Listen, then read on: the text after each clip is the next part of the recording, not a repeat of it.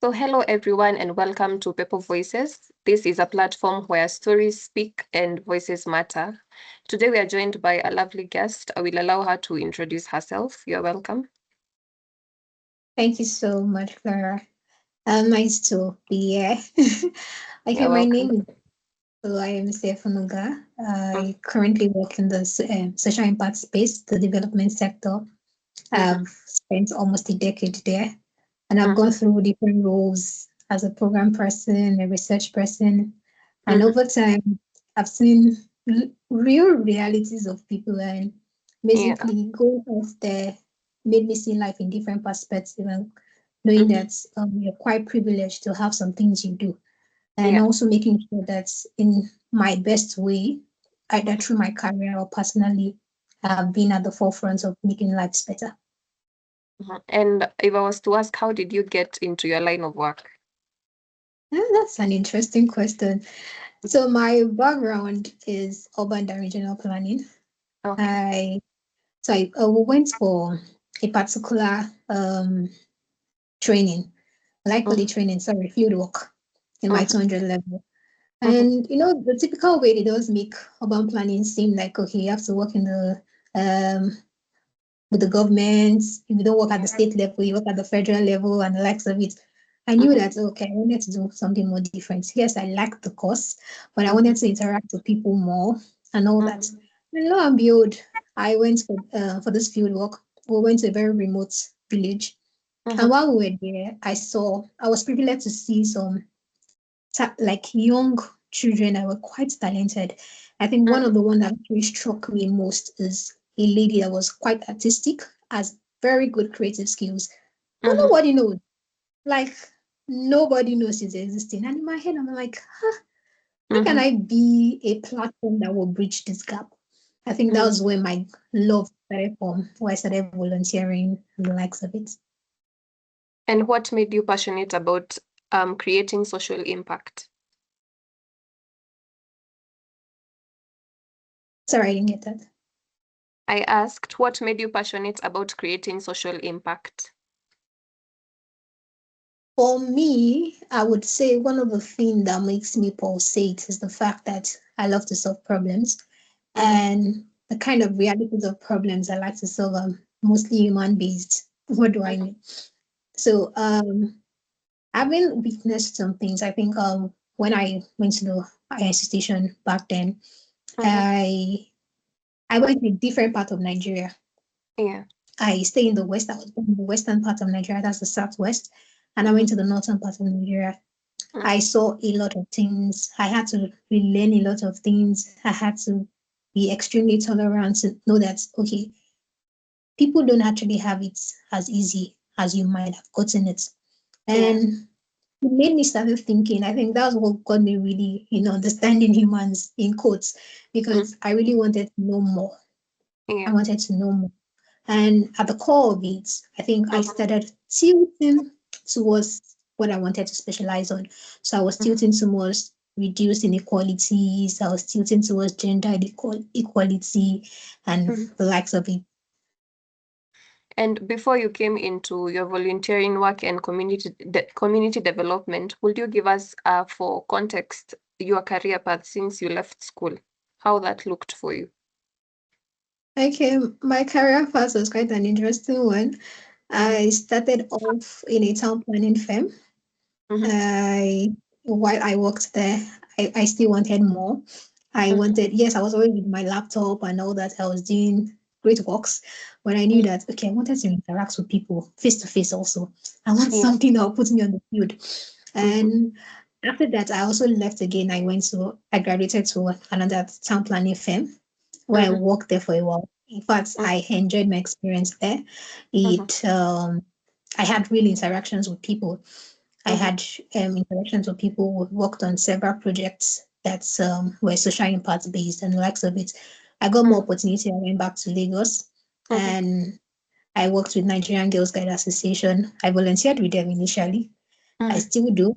Then Mm-hmm. I worked with them as the zonal project coordinator. And that was an interesting one also. What do I mean by interesting? Because Uh-huh. now I was operating previous time I had operated with people within below the ages of 18.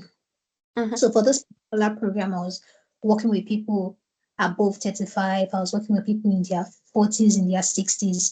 Mm-hmm. And the major problem we wanted to solve then was equity, empowerment, and entrepreneurship.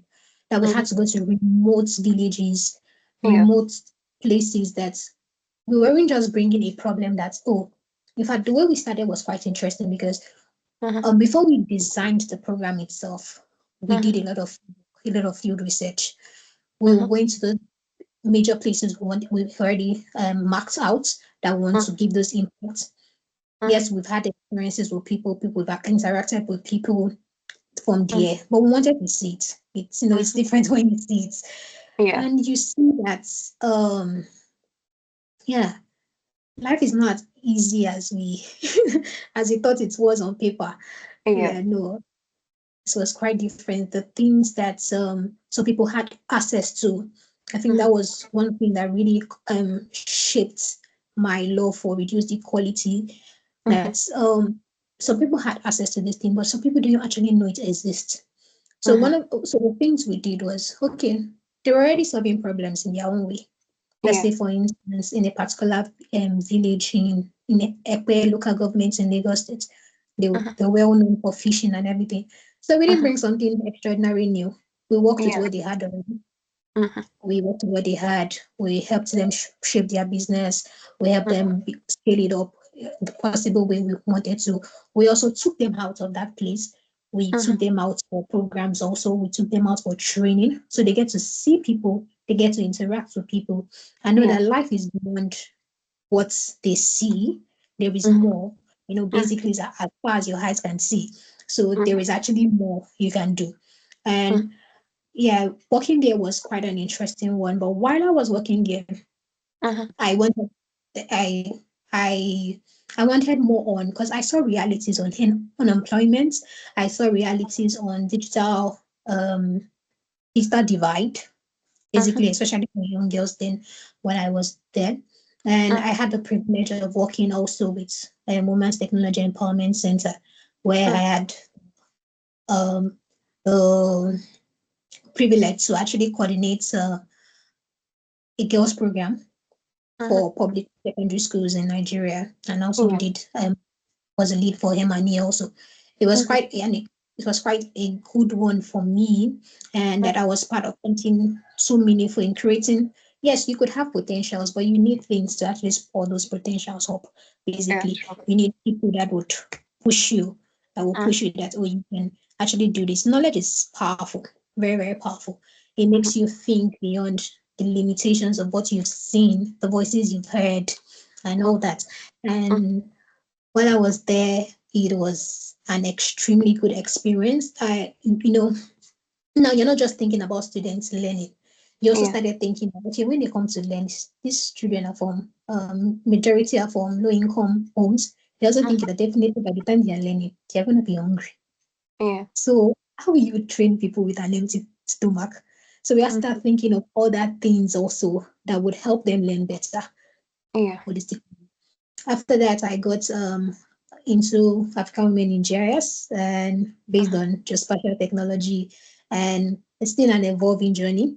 It Mm-hmm. keeps, the geospatial field is actually a very large one. And we're trying our best to actually be at the forefront of Mm-hmm. bridging women, the talents that we are building also, and reward for them to get the experiences, for them to explore major things that they could do.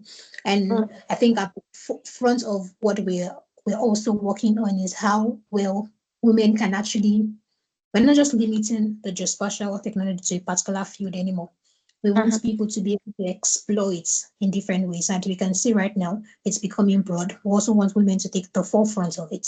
Yeah. Mm-hmm. So that's an overview of my career journey. Okay, that's an inspirational journey. And just to ask, it seems like you grew up in some sort of well-off family, or did you grow up in the remote area?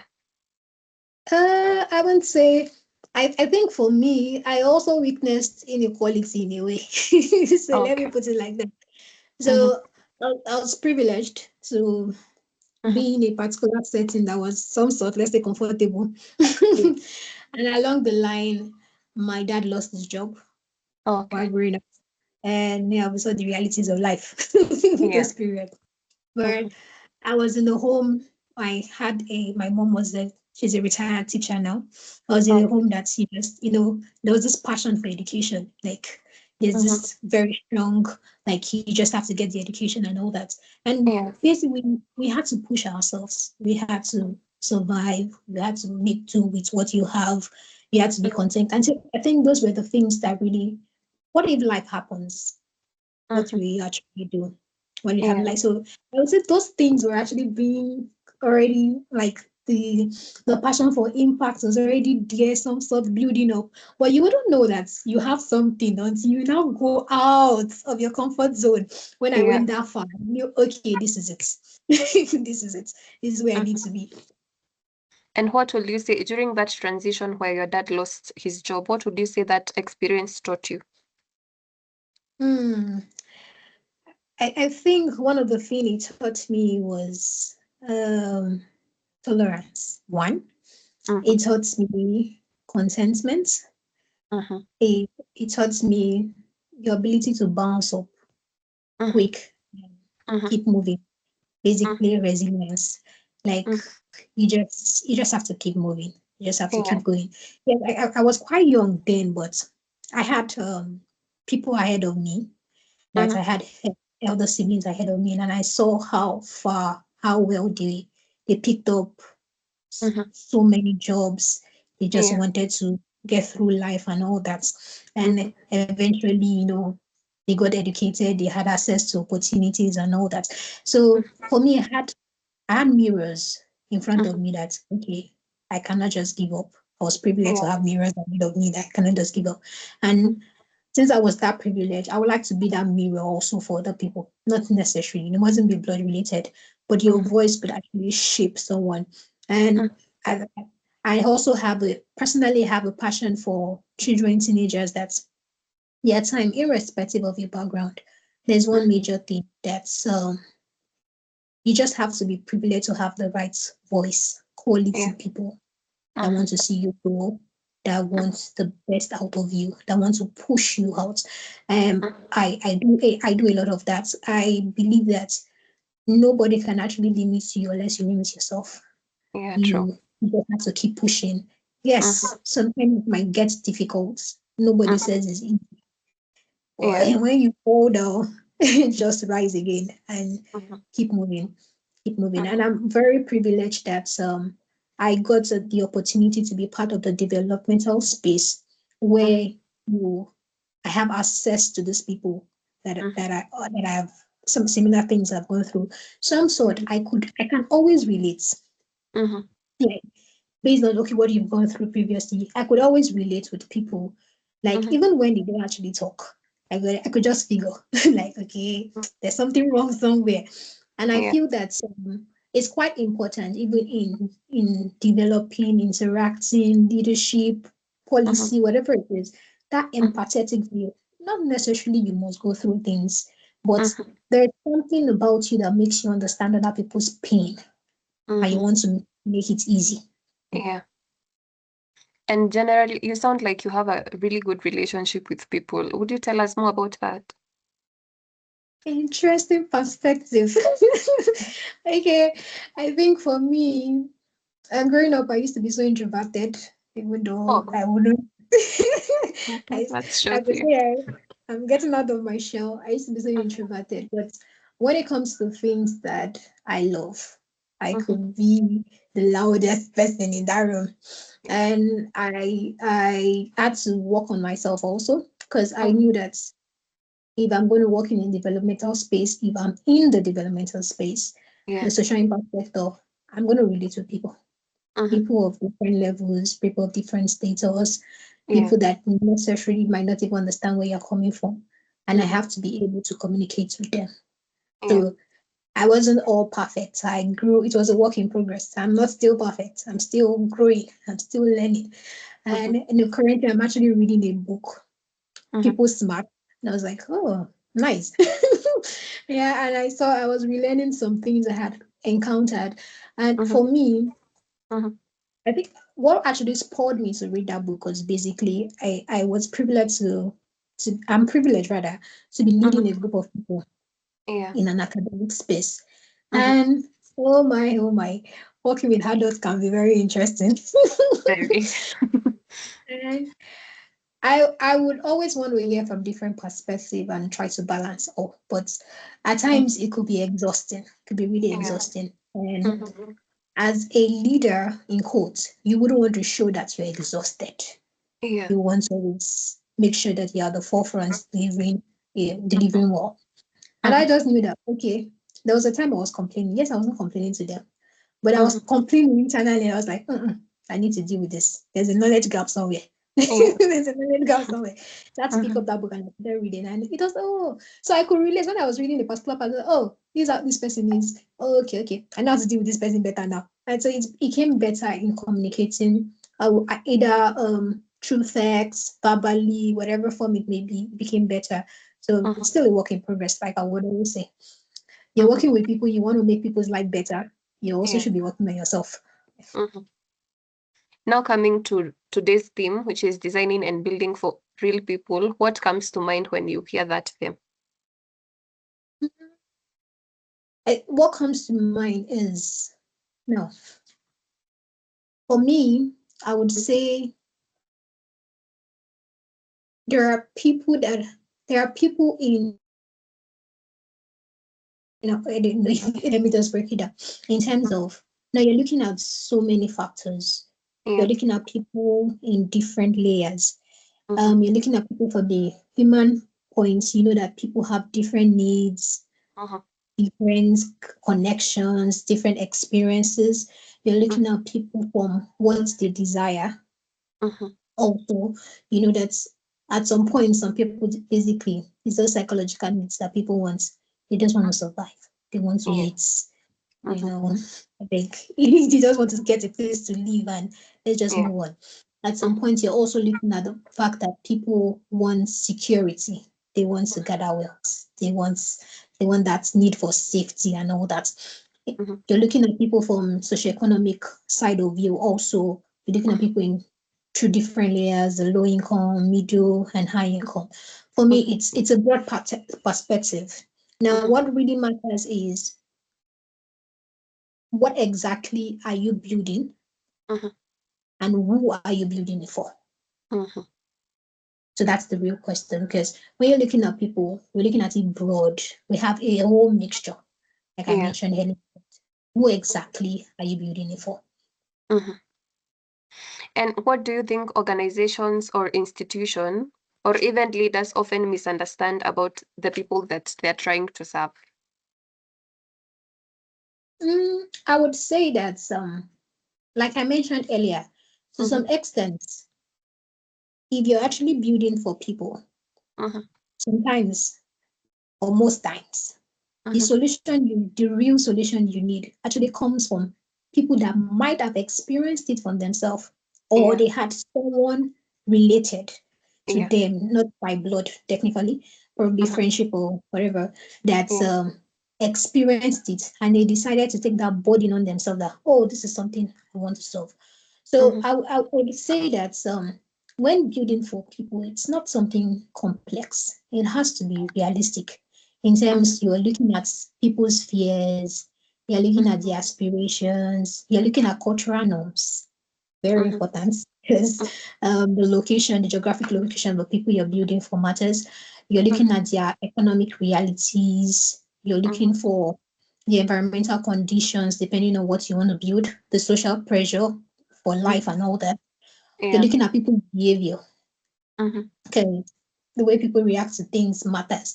You're looking at people basically, you're looking at people in isolation.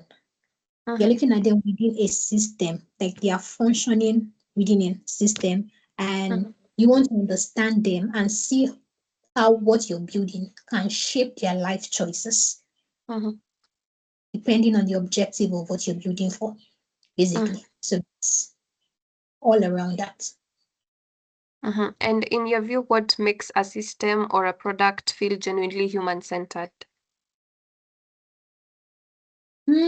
I would say what really makes it really centered is when, first of all, you Mhm, start with the people mhm, who you're building for.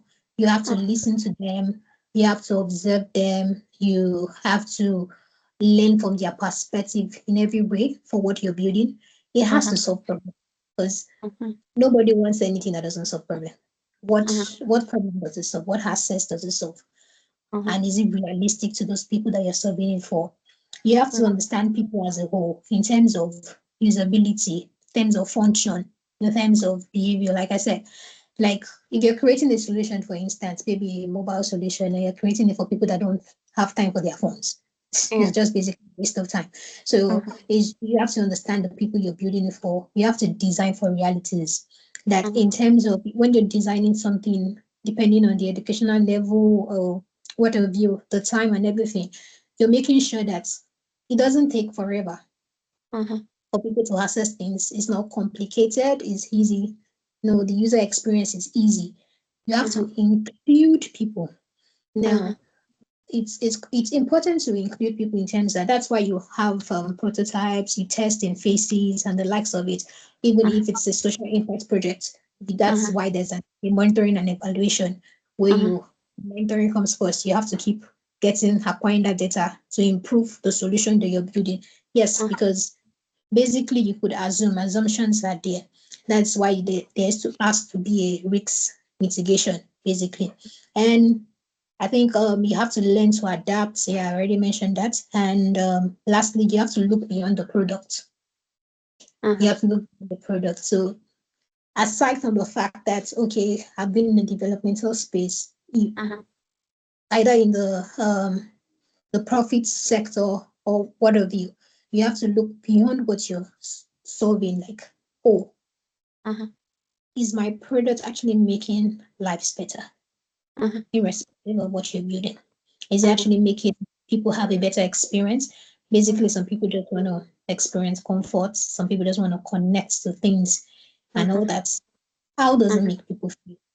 Yeah. Basically, and the longer term, hope, of course, we are after positive impact. Hope is actually leading to a positive impact. Mhm. Yeah. So I think that's an overview of what I would actually think of in terms of building for people. You said about how you have to make sure that you understand how the product makes make people feel. Is that Mhm. a logical decision? Mm, it's a two-way kind of thing. How will I say that? Now, let's say, for instance, now, why do you get testimonials from people? That's the To get feedback. qualitative feedback. Do you get? Mhm, So you need to have the context to the number. mhm, mhm, So it's quite important to know that oh, the more feedbacks you get, the mhm, more feedback you get, the more you know that okay, oh, you're not just counting numbers that I impacted 100 people. mhm, You're seeing real change, the most significant change you can experience it. Sometimes it's hard to measure, but that's why it's measured through testing virtual method more. mhm. And you get to see that oh, this access to digital divide, how did it actually improve this person's life? Was Okay. there an economic change of status in one way or the other Mhm, through that person? Was there any part of that person's family or anyone related that got to have access? So mhm, that's an indirect beneficiary basically, but you mhm, know that there's a ripple effect. mhm. Basically there's a Yeah. ripple effect that yes, you can be targeting 1,000, but Mhm. the ripple effect of your target should be over 10,000 and Okay. multiple because it keeps going and increasing like that. Mhm. And does that approach apply to all businesses? Mm, I would say it could. It could. Mhm, It could actually. Now, if I have a good experience with a mhm, particular product, mhm. definitely I'm a natural ambassador of that product. Yeah, true. Because even when you don't ask me, I'm going to tell you my experience. Oh, have you used this particular? Like, now it's Yeah, quite difficult to give a name to it because of the different country. So, yeah. but have you used this particular product? Oh, I think. Oh, You should really try it. You should really try it. Do you know? No, I start talking about it with so much excitement. And I could be Mhm. talking to you and be like, even if you're not interested, I'll be like, okay, I trust this person that's speaking to me. Yeah. Oh, it's something I would love to try. So Mhm. that's already a ripple effect already. Like Mhm. you need to build things that people themselves Mhm. would be an ambassador. That's majorly my goal. You Okay. build things, people themselves will be an ambassador of it. You don't need paid ads. You don't Mhm. need so much marketing into it. Yeah. But the people that have interactions with it are the ones marketing it for you. Mhm.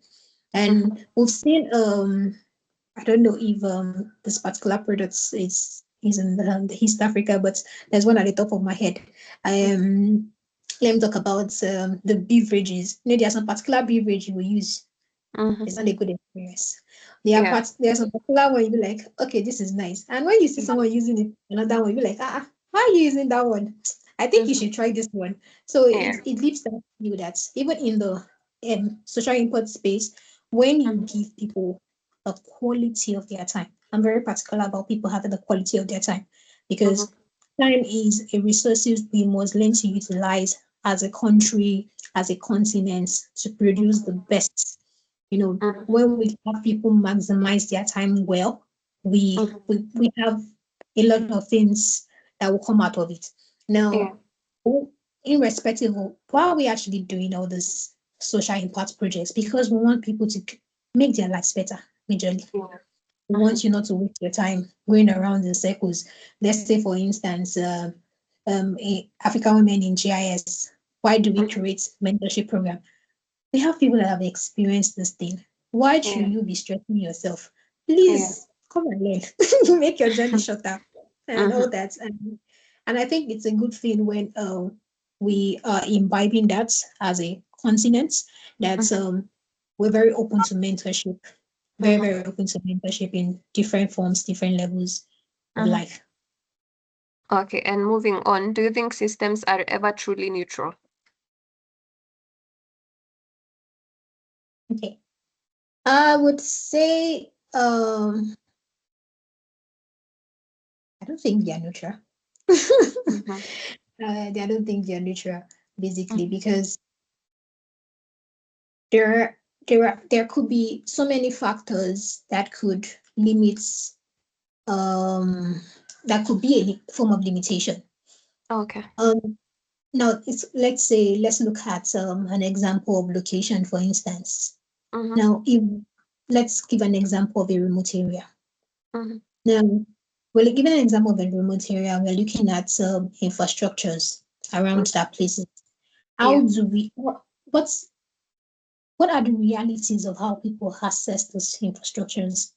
Okay. No, what are the realities around it? Do they have to travel several kilometers to get access to it?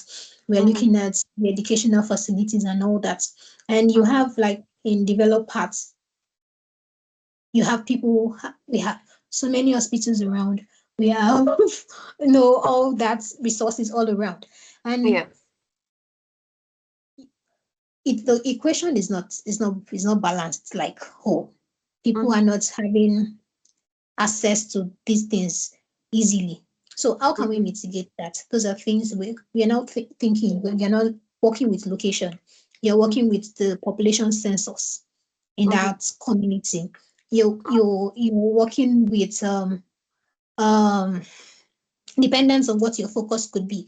You Mhm. have different. How can you solve this problem? Particularly, let's say now. Let me give an instance of I stay in a particular location in Lagos Mhm. and I have to travel several kilometers to my Mhm. workplace. Yeah. And someone that stays very close, you know, Mhm. basically, we're talking about work-life balance and the whole Yeah. thing. It's it's a lot. It's a Yeah. lot, and before you know, probably the person that travels longer distance has to be watchful of his or her health. Probably Yeah. the person might gets several stress disorder, whatever it may be. But Yeah. it's quite important to see that it's not neutral. It's not neutral. As much as possible, I see that especially in Africa also, we've imbibed the culture since COVID, that we've been quite flexible to hybrid, to remote roles and the likes of it, which is quite good because basically productivity matters, one, and people manage stress in different ways. So I'm being focused on realities of life. Yeah. People manage stress in different ways, and we don't want people break down, and we just have people slum over because of high blood pressure and the likes of it. It's quite important that we try to manage that in the best way we can. Yeah. And how do the values and assumptions of builders shape the systems people interact with every day? Sorry, I didn't get that. How do the values and assumptions of builders shape the systems that people interact with every day?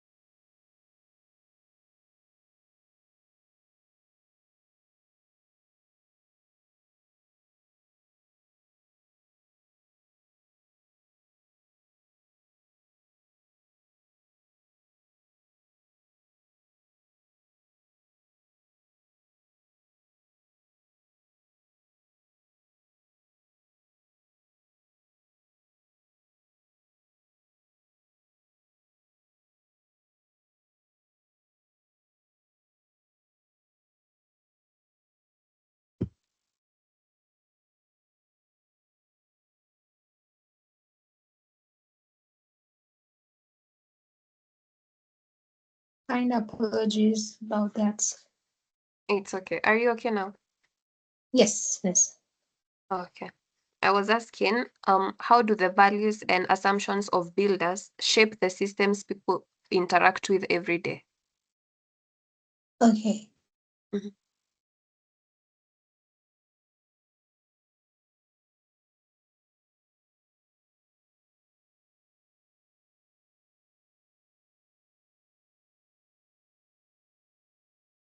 I can't hear you. You. Oh God.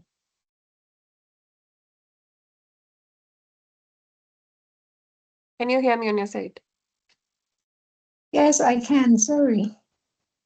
Yeah, I can now hear Okay, you can you hear clearly. me? Yeah, All right. Thank you. Sorry about the technical glitch. All it's right. okay. So I think I mentioned that it's quite important that when you're building, it's Mm-hmm. always very important to look at your solution from the lenses of the people you're building for. Yeah. Like to avoid as many unrealistic assumptions as much as possible because Mm-hmm. these are real people. These are people that have experienced whatever level of Mm-hmm. either pain or enjoyments, whatever it may be. Um, Mm-hmm. they have it, they have the feel, they can remember it. Mm-hmm. So whatever you're building, it has to be something memorable. Mm-hmm. It has to be something very much memorable. It has to be something that people can relate with on a personal level. Mm-hmm. It has to be something that it's not excluding the desires Mm-hmm. that people want. So Mm-hmm. majorly I would just summarize it as wherever a builder is creating, it has to connect with people. Yeah. It has to give people experience, Mm-hmm. and it has to solve a real problem. Mm-hmm. And what are some of the signs that something was designed without enough understanding of real human experiences? Mm, I would say is one of the things could be, I'll give an example from my space. Now, Mm-hmm. there was a particular time we learned something while we created a particular program. Yeah. Now, in this mentorship program, we created it that, oh, we assign mentees to mentors, like Mm-hmm. we just assign them, like not that Mm-hmm. we don't have plans, like we just Yeah. assign that, oh, whatever your level is, we just assign you that, okay, you have access to this mentor, you have access to this mentor. But Yeah. from feedbacks and all that, we noticed you see a lot of people drop off. And I believe Mm-hmm. that's one of the problems a lot of mentorship programs have. They generalize it, Mm-hmm. generalize it. Mm-hmm. Now, I had to see it. I sat with my team also, and I was like, okay, I started putting myself in the picture. Mm-hmm. All the problem I had Mm-hmm. when I was starting my career. Mm-hmm. First, okay, I pictured, okay, if I had a mentor, then my early career, that would Mm-hmm. have really helped me a lot. I would not have been Yeah. exploring. Yeah. And what's the second problem I'm having in my mid career? Oh, I think I want to have time to build my portfolio that a lot of people get to know what I'm doing. Yeah. That's now I broke that out into two. So I Mm-hmm. started getting feedback from other people. One, the first part of it, you have people that they want to have the technical experience. Yeah. They want to upskill in the technical experience. Mm-hmm. Possibly it might be opportune to be working in places that maybe the only things they work on are just job related. Of course, you can't post that in your portfolio. It has to be Mm-hmm. your personal work and all that. Yeah. And or they happen to find themselves in a place that is supposed to be technical, but they're not doing so much. Yeah. And we also have people that, okay, I've acquired enough skills. I Mm-hmm. want people to know me. I just want to be out there, Mm-hmm. based on different desires. Now Mm-hmm. that really gave me a better picture to break it down. Now Yeah. we now broke it down in early career, Mm-hmm. then the mid career is Mm-hmm. in two levels. First, we Mm-hmm. have the technical part of it, and Mm-hmm. the other one we have the visibility part of it. Mm-hmm. Now this is quite this became a different experience now. When we are looking for mentors, you Mm-hmm. know who we are looking for, who would be ready to, of course, when you're looking for mentors for early career, you know that maybe you're looking at mentors from the mid career and not Yeah. so much in the senior level. Now Mm-hmm. you're making it easy to assess mentors.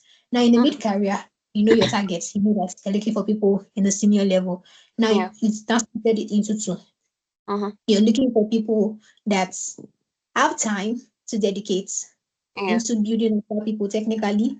You're Mm-hmm. also looking at people that can share what worked for them, Mm-hmm. or that could be a voice to raise Mm-hmm. other people, to acknowledge other people outside there that, oh, my work is credible.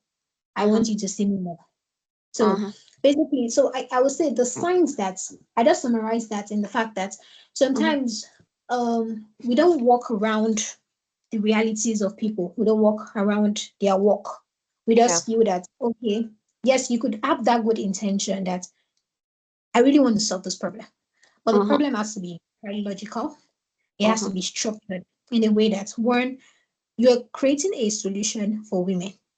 Okay.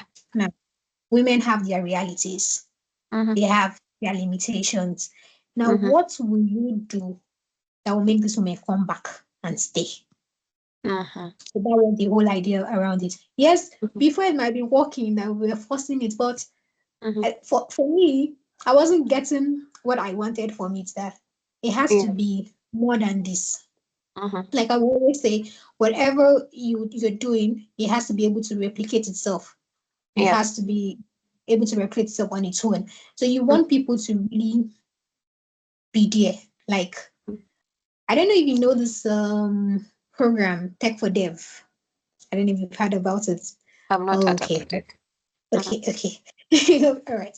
Or we've heard, let's give an example of Google, for instance. Now, Google has a name of its own. Yeah. They had built that brand, they had built that trust over time. Now, Mm-hmm. you know that whatever they are delivering to people is going to be Mm-hmm. quality. Yeah. Now, I'm not giving that example because why? They have learned to build their solutions Mm-hmm. around people. Mm-hmm. Now, they've learned to make people's reality very easy. They don't assume that, Mm-hmm. oh, this is not a burden to people.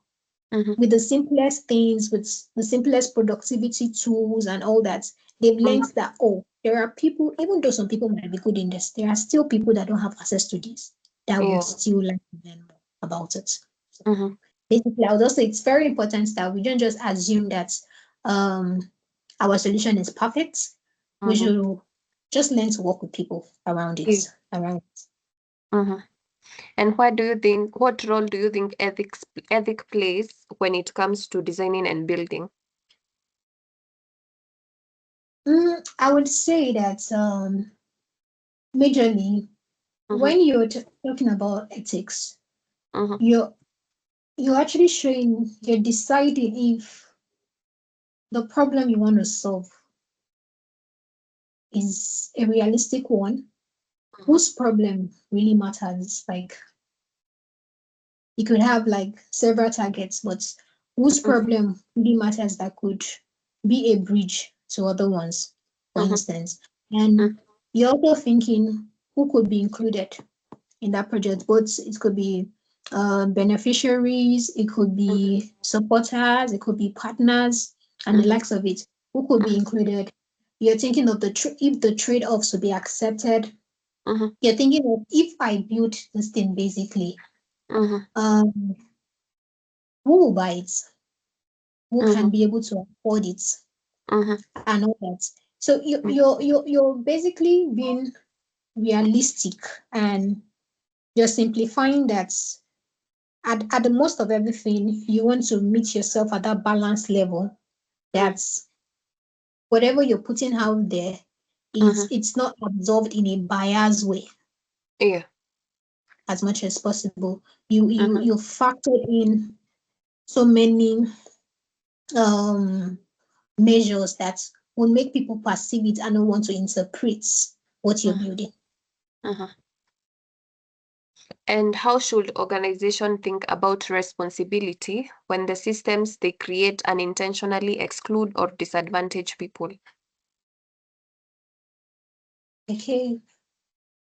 I would say that it's quite like I mentioned earlier about when I gave an example about a mentorship program, that it's Mm-hmm. quite important to, you could have good intentions, like Yeah. very good intentions, either for Mm-hmm. profit or non-profit.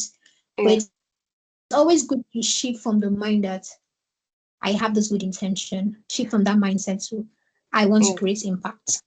Mm-hmm. And when you're creating impact, you know that you're thinking long term, you're thinking of immediate outcome, you're thinking of how would these people sustain sustainability, very important. You're thinking about Yeah. sustainability. You're Mm-hmm. thinking that what could what could be excluded if Mm-hmm. I don't provide this. Yeah.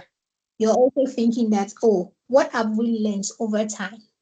Mm-hmm. Like I mentioned also that what we learned and what we felt that we could actually work on to change collectively. What can we work on? What can we change? Mm-hmm. Sometimes it could be maybe the depending on the product, it could be the brand design. You're like, oh, maybe people are already used to this. Let them have a different feel. Let's give them Yeah. something new that's aesthetically pleasing to the eyes and all that. Or feel that, oh, this is no longer in vogue. Let's try to keep trends and all that. And Mm-hmm. majorly, you're not just thinking only that, oh, I just want to launch this project. No, Mm-hmm. you're also thinking that who is going to use it Mm-hmm. and who is actually going to act on them. Mm-hmm. Right. So I would say that's an overview for how an organization can avoid harm. You think of the people, you work with the people, and you follow through even when the Mm-hmm. product is ready and when they're using it. And do you think efficiency and humanity are always compatible in system design? I would say yes. We can efficient. We can combine both efficiency and humanity. Basically, if we want excellence, if we want to deliver excellence, of course, you're thinking about efficiency. You're Yeah. thinking about how easy it is. Efficiency could differ depending on who you're building for. And basically, there's the simplicity of the value people get from a product or a service or an impact, whatever it may be. You're thinking about how well it is, those people I'm serving cannot just be easily replaced in terms of, let's say, for instance, now most of us have been using Facebook for a long time. Yeah. And they thought about, oh, how can we make people's experience better? At some point, they went further to Instagram and Yeah. all that. So you're thinking that, oh, yes, these people might be used to it. I think, okay, at those points, I think they want a more personalized thing. They don't want people to be in their spaces so much. Some persons want privacy. So you're thinking, you're working with the people like, oh, you're working with their desires, you're working with their feel, because human needs evolve over time. Yeah. Your product, your service has to be able to evolve with that. That's like a simple explanation of efficiency. You have to be very swift in that evolving. Also, you're also thinking of how much your service or your product can actually save time and be cost effective and Yeah. easily accessible for people. Uh, and I would say, in summary, majorly, efficiency is to make life better. So, whatever service it is, whatever product it is to make the people's life you're serving better. And now that you have been in the leadership spaces, what conversations around ethics and impact do you think people are still missing?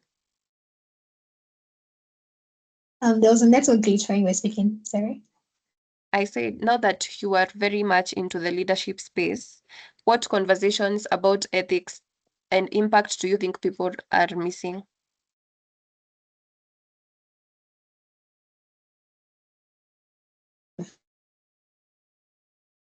I only had the last part. I don't know if I'm quite sure of what you said, but I'll just repeat what I think I heard. Since I've been in the ethics, right? Yeah. Is that what you asked? Okay, so I would say that as much as possible, being in the space has taught me inclusion matters a lot.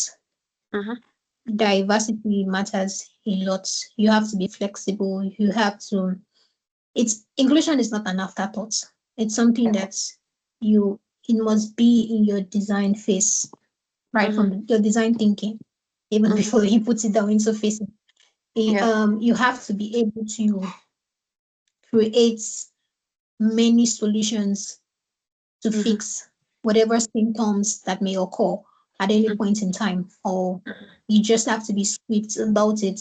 And you have to be able to, I would like predict some sort Yeah. of problem or failure that could happen during your implementation phase.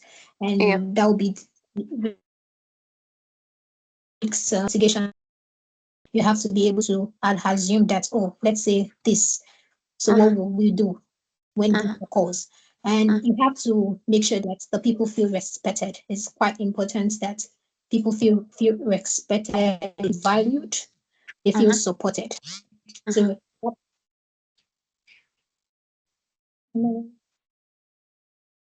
I did not apart get from that last part.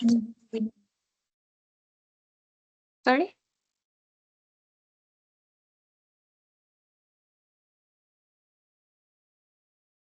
Can you hear sorry, me? apologies, I had a call. Yes, I can hear you now. I was saying I did not Okay. get that last part. Okay, I mentioned that people have to feel respected, they have to feel valued, they have to feel seen in whatever products you're creating for them. Yeah. And of course, we know that numbers does not measure to meaningful change. That's why we always want to get feedback at all times. And what does meaningful accountability look like in the social impact work? Okay.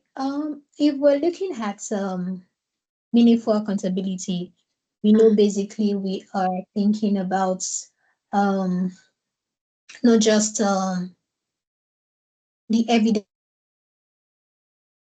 but we are thinking about transparency with the beneficiaries also. Mm-hmm. We want to make sure that whatever we are putting out there is genuine. Mm-hmm. These are people's experiences, like they experience, they lived it, whatever Mm-hmm. solution that you're solving. We're Yeah. also making sure that we're using the evidences, the data we're acquiring to change things. Mm-hmm. We need to change it. Let me give an example. Mm-hmm. Let's say, for instance, you were privileged to create a program for a particular locality. Mm-hmm. The story you tell, the evidences you put out there must be Yeah. able to drive in, let's say, more funds or more visibility that would Mm-hmm. make people want to invest in that place. I don't know if you've heard about a particular community in Nigeria, Makoko. Yeah, that is it. Now, that you've heard about it, right? Yeah. So that's an example of meaningful accountability. Like people had gone there, seen their realities, and a lot of people would also want to go back there to create impact and touch more lives. Also, it has to be something that changes over time Mm-hmm. and within a community or whatever. And it has to be something that you are continuously listening. I've been quite privileged to see a lot of wonderful people that has come out of that space that are doing Mm-hmm. wonderfully well, that are Mm-hmm. also going back to the community to create more impact. So Mm-hmm. it has to be something very tangible. It has to be something very visible. And we are seeing the transformational change over time. Mm-hmm. Mm-hmm. And why do you think some well-funded initiatives still fail the people that they were created for? Um, I would say that like we've mentioned over time, it's most times some Mm-hmm. initiative don't align with Mm-hmm. realities. Like, Yeah. I'll just go back to the example I mentioned that there was a when I worked with the Nigerian Girls Guide, the project we did, we had to go there. We had to Mm-hmm. go for research, like the field research. I think that's the Mm-hmm. part most people miss. You Mm-hmm. just stay or whatever product you're building, irrespective of the field, Yeah. you know, you don't go outside there, you don't do the market research, you don't talk to the real people, you don't align their realities, you just assume that, oh, this is going to work. And Mm-hmm. eventually there's a mismatch when you Yeah. take the product to them. And Mm-hmm. very importantly, like I said, we're trying to solve the wrong problems. Mm-hmm. You're assuming instead of testing. Even when you've gotten your done your research and everything, it's always important to go back to Mm-hmm. test your prototype. Yeah. Does it align with them? What are the Mm-hmm. measurable outcomes, the outputs rather? Because at that moment, you just need immediate results that will Mm-hmm. eventually lead to a better outcome. Mm-hmm. Um, Ignoring human behaviors. Because now this is a very funny part because there are times that if you don't include the right people you're supposed to work with, Yeah. if you don't maybe agencies, authorities, and Mm-hmm. the likes of it. If you don't work with the right people, at times you could get frustrated Yeah. because the people you're even trying to help could actually be the one to frustrate you because they Mm-hmm. might not be willing to listen to you because, of course, they don't know you, they don't know where Mm-hmm. you came from, Mm-hmm. and it's quite important to be that sensitive in when Mm-hmm. you're planning. You're planning with the people that can make your work easier also, Yeah, true. and look, I already mixed it up a bit, but also excluding the community voices, Mm-hmm. irrespective of who you're working with, you need to make sure that there are people that you can trust in it that would Mm-hmm. actually improve people's reception to you. Yeah. Mm-hmm. And what another aspect is weak feedback. So I know that I don't know, maybe it's a Kenyan thing also, Mm-hmm. but people don't really like giving feedbacks. In Kenya, we give a lot of feedbacks. Okay, that's a very good one. Mm-hmm. That's a very good one. I don't say we don't do it. Yeah. Sometimes, especially when you have to feel, but Mm-hmm. it's quite important to give and receive feedback because in whatever you're designing, in whatever you're creating, and Mm-hmm. that's why you see a lot of people trying to create interesting ways, interesting measures and how they get feedbacks from people. Mhm. It doesn't have to be something so complicated and all that. It's Mhm. quite important to infuse that because a lot of initiative products or impact-based projects Mhm. might not always want to like not just taking feedback, might not want to include the feedback into their work. Yeah. And yeah, that could be a major loop also. Mhm. And sometimes it could be the timelines, the Okay. short timelines for long term change. Now Mhm. let's say you have a project that Mhm. you want to eradicate poverty. Mhm. Mhm. Now poverty is a very wicked problem. Very wicked. It's a very Mhm. wicked problem. So it's a clouded problem that it's not something that's going to change in a very short timeline. So Yeah. whatever your focus is, whatever your objective is quite important to be realistic Mhm. in measure with the problem you're trying to solve. And you Mhm. create realistic timelines. There are Mhm. some problems that will not change over time, but there are some when it's broken down in little pieces you would Mhm. see the changes in short term. So I think Mhm. that's always a major problem also. We just want to Mhm. see rapid change immediately. Or let's say for instance, you created a program and you just gave people 2 weeks access to a technical program and Mhm. you want to compare the change with someone that gave people access to a 1 year program. That's Mhm. that's a very big margin because Yeah. 1 year, the voice you listen to over time shapes your Mhm. mind, shapes how Yeah. you think, and all that. It has Mhm. a higher percentage of influencing your decisions. So, you know, it's not balanced in any way. So all those things Mhm. also matters because Yeah. first I'll just give it an overview. System alignment in terms of what is the reality to those people, what Mhm. do those people have access to, what influences their behavior. Because Yeah. basically, some people are not technically the way they seem they are. It's Mhm. just the realities around them that made them Mhm. absorb that character or whatever behavior it is that Mhm. they are exhibiting, and Mhm. what are the validated assumptions you did on paper or your Mhm. digital device that you were able to cross-check also, Mhm.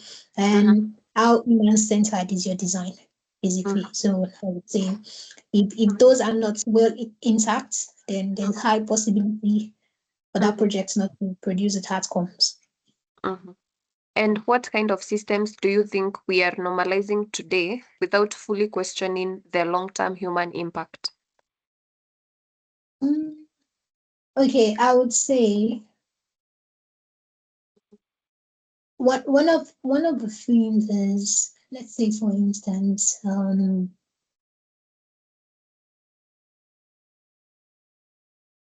okay, there's this part of there's this part, I just want to mention this part. It might not be common there, but Mhm. there's this proof of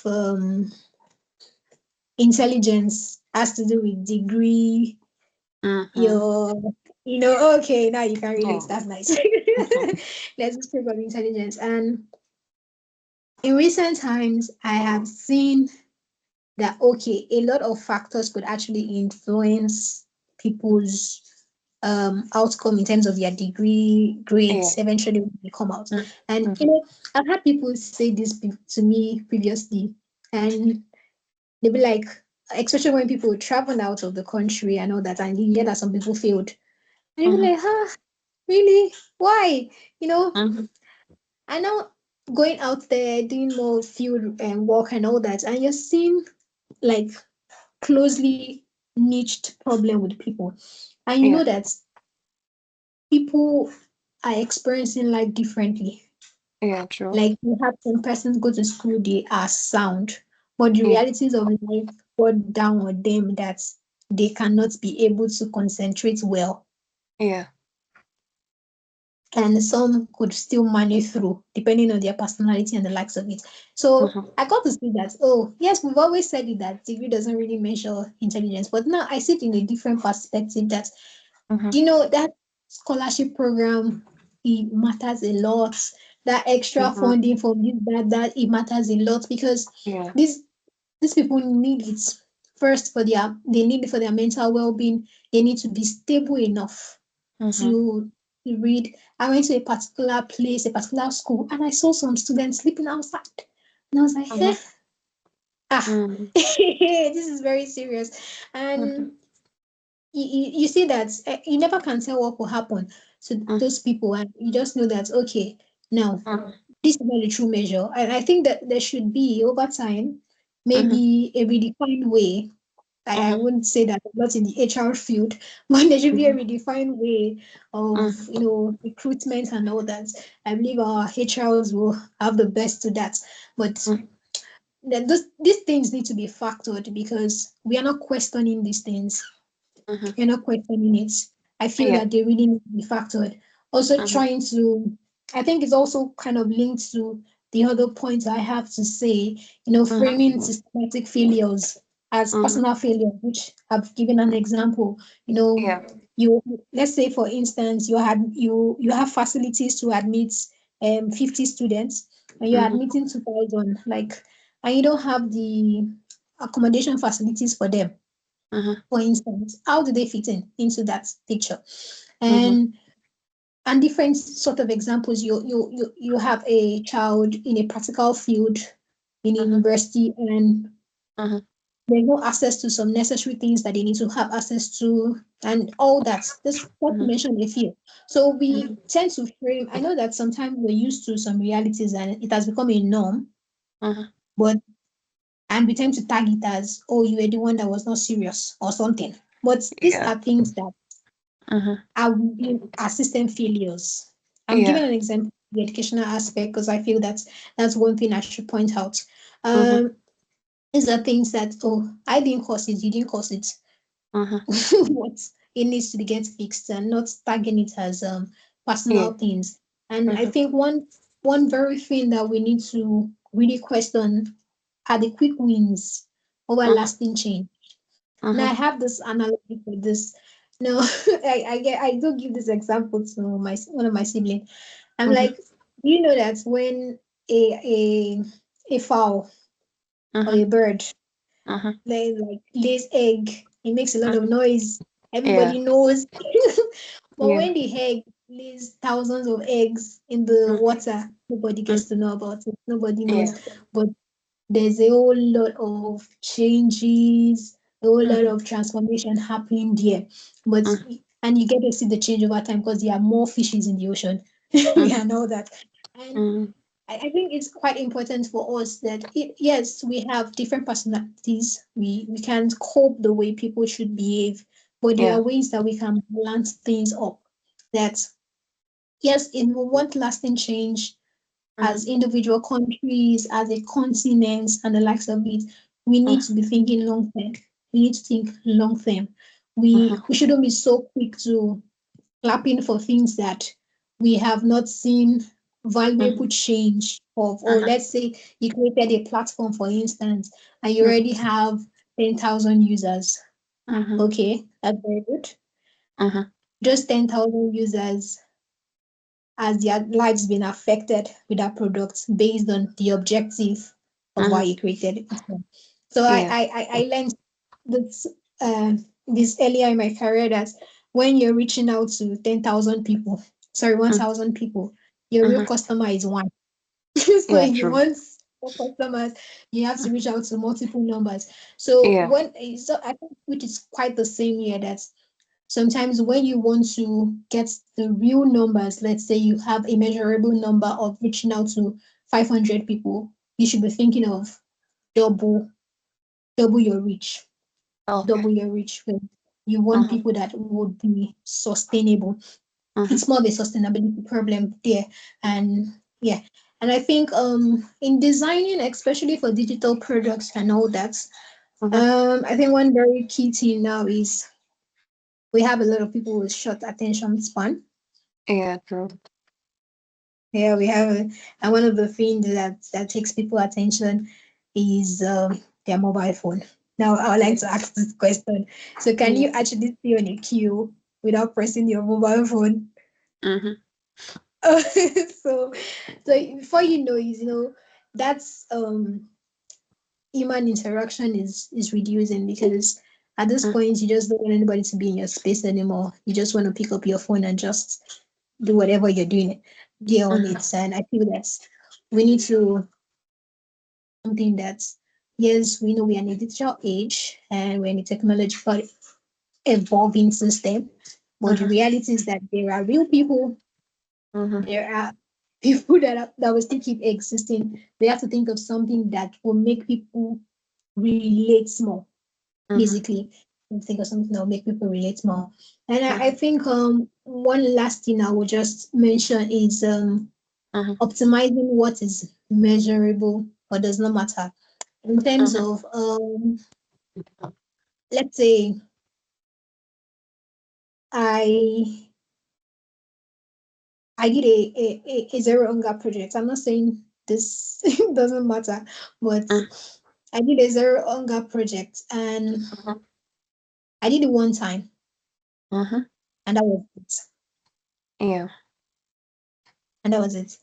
And if I was to go out there, I would say that, oh, I've been doing this over 5 years. Mhm. I don't know if you're getting the scenario, because I Mhm. feel that I know, of course, those little things matters. Is just to give a clear notion about it.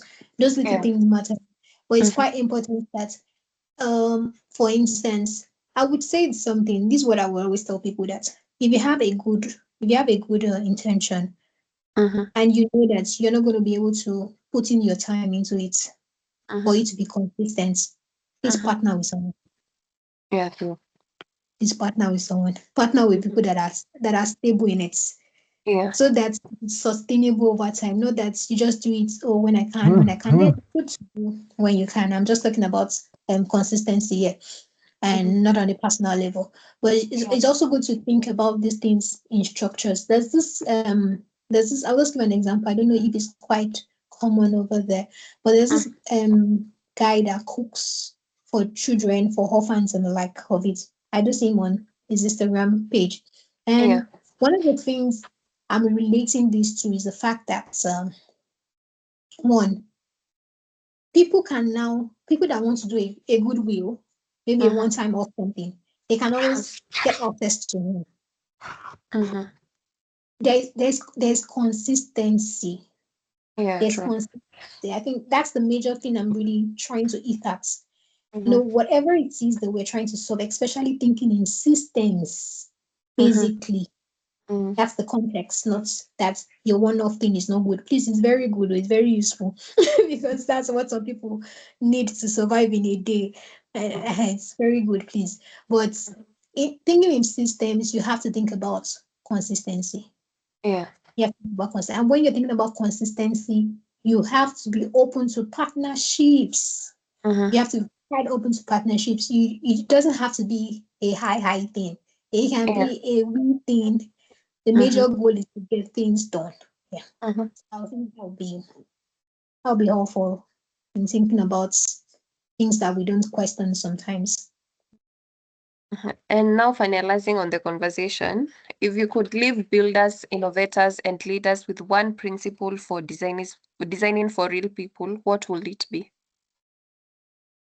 I would say the people closest to the problem Mhm. should be the one closest to the solution. Mhm.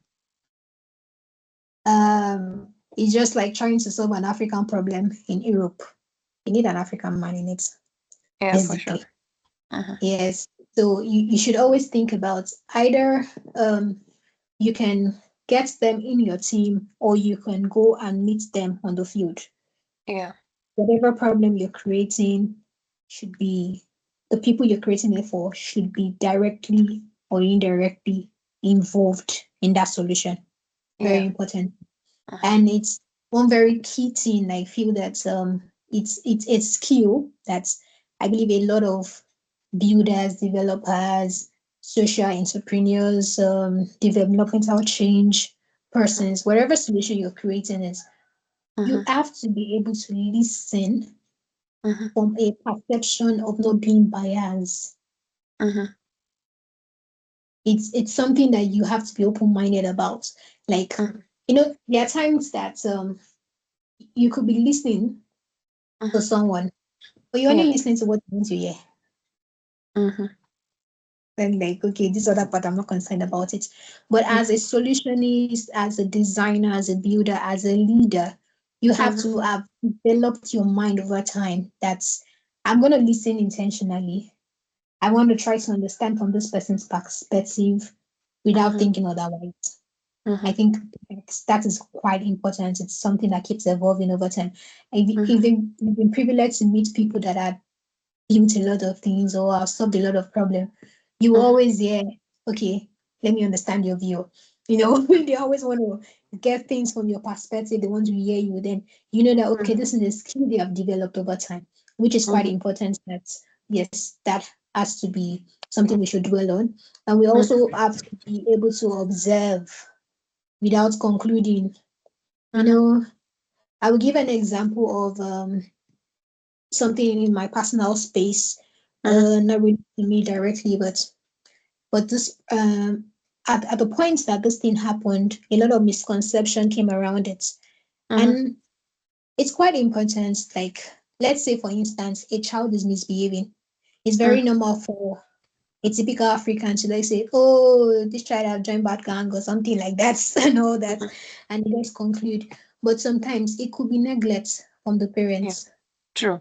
It could be that, oh, maybe the child was curious about a particular thing in a very innocent way and got exposed to negative pressure and the likes of Yeah. it.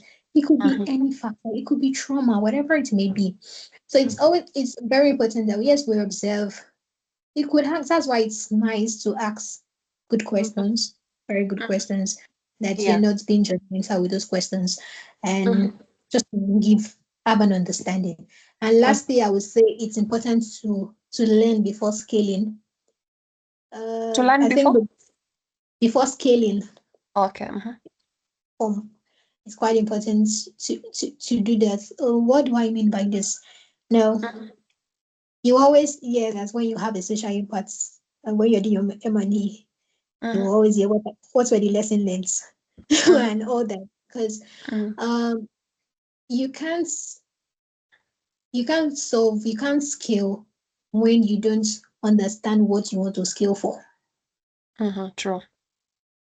So when you the whole process of learning is for you to know, oh, if I have several projects, let's give an example of different lines of beverages, Mhm. and over time I'm learning from the data, I'm learning from the evidences that I have that, oh, okay, this product is actually doing well in this particular region.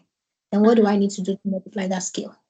Mhm. Oh, this product is not doing well in this region, then I don't need to push my efforts with that product Mhm. anymore in that particular region. I need to change Yeah. direction. So Mhm. that's just an overview. Learning, relearning, or learning with your data, with the evidence you have with you. Mhm. And that was our time today. Thank you very much for being a very interesting and memorable participant. We are very honored to feature you in our page. So, unless there's something else that you'd like to tell the people, that was our time today. All right, thank you so much. I would like to say something that's let me just say it in the social impact part of view. Mm-hmm. That's life could happen Mm-hmm. and people might not understand. Yeah. Sometimes it's okay when people don't understand. Mm-hmm. Just keep moving. Mm-hmm. Keep moving. Whatever Mm. life throws at you, keep moving. And Yeah. when it's time for the beauty, the rainbow in you to come out, it's gonna Mm-hmm. come out. It's just like the bamboo tree. Mm-hmm. The bamboo tree takes a lot of time to, Mm-hmm. to spore out. Yeah. When it's done, it will come out looking fresh, fine, and wonderful. So Yeah. be so proud of yourself. Mm-hmm. That's very insightful advice, if I may call it that. And for someone who would listen to this conversation and be interested in following up with you, where would they find you? Yes, you can find me on LinkedIn. Mm-hmm. My name, Oluwayemisi Efunnuga. I think I have the booming quotes because I have Yeah. like two other Yemisi on LinkedIn. So you Mm, find Oluwayemisi Efunnuga. I think that's one of the swiftest ways to connect with me. Also on mhm, Instagram, my name is Bumi Efunnuga. So you can mhm. also find me there. So Okay, so thank you again for participating and actually accepting to be featured in this platform. We really do not take it for granted. And for our listeners, you can find our content at Upepo Voices on LinkedIn and Upepo Ecosystem on YouTube. And also don't forget to follow our Spotify page, that is Upepo Voices. And I assure that we have some good quality content for you there. So without wasting no more time, I appreciate this and it's goodbye from my side.